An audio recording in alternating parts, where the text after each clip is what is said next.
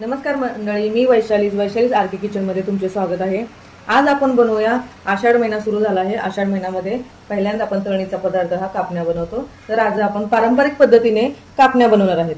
तर त्यासाठी मी या वाटीने 2 वाटी मी गव्हाचं पीठ घेतले आहे। तीच 1 वाटी मी गूळ घेतला आहे।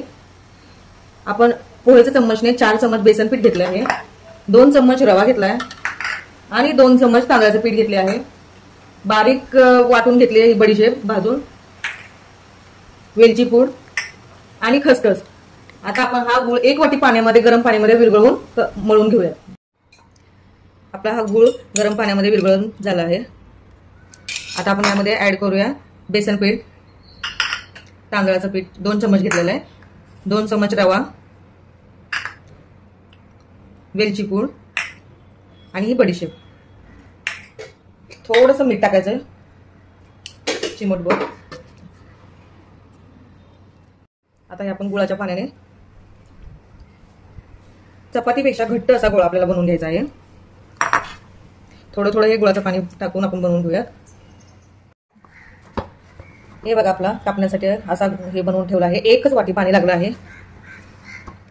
आता हे कापण्यासाठी गोळा बनवून तयार झाला आहे। आता 10 मिनिटं याला रेस्ट करायला ठेवलेलं। आता याचा आपण एक छोटा गोळा घेऊन लाटून घेऊयात। अगोदर आपण कढईमध्ये तेल गरम करायला ठेवूया। आता आपण हा लाटून घेऊया।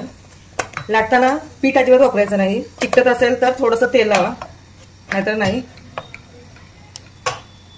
बेसन पीठ जर जास्त झालं तर आपलं पोळपाटाला चिकटतं, नाहीतर अजिबात बघा चिकटत नाही। जर तुम्हाला कडक हवे असतील तर पातळ लाटा, आणि थोडा मऊ लागत असेल, आवडत असेल तर थोडं जाडसर लाटा। आता आपण याला दोन्ही साइडून खसखस लावून घेऊया।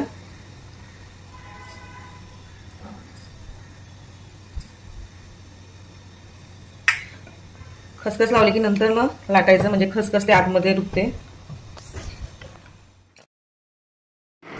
दुसऱ्या साइडून पण खसखस लावूया।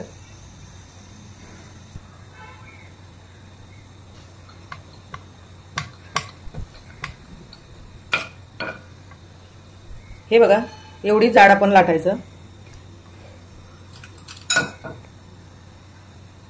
आता आपण हे कट करून घेऊया, कापण्यांचा आकार देऊया।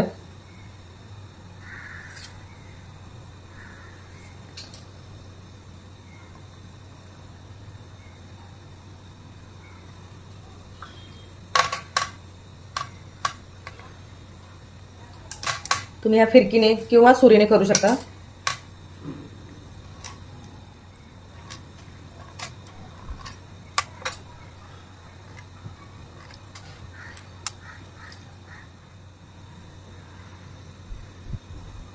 आता तेल गरम झालं की आपण तळायला, तेल गरम झालं आहे, आपण मीडियम गॅसवरती तळून घेऊयात।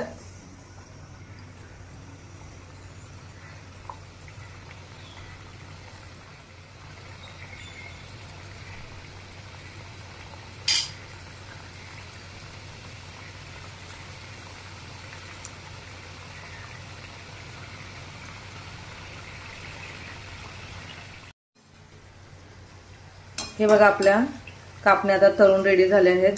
खूप खमंग असा वास सुटला आहे। बघा, कलर किती सुंदर आला आहे।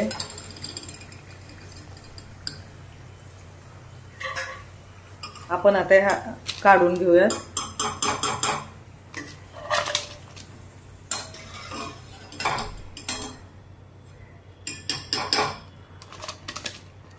अशाच आपण राहिलेल्या कापण्या बनवून घेऊया। आपल्या ह्या गव्हाच्या पिठाच्या कापण्या तयार झाल्या आहेत।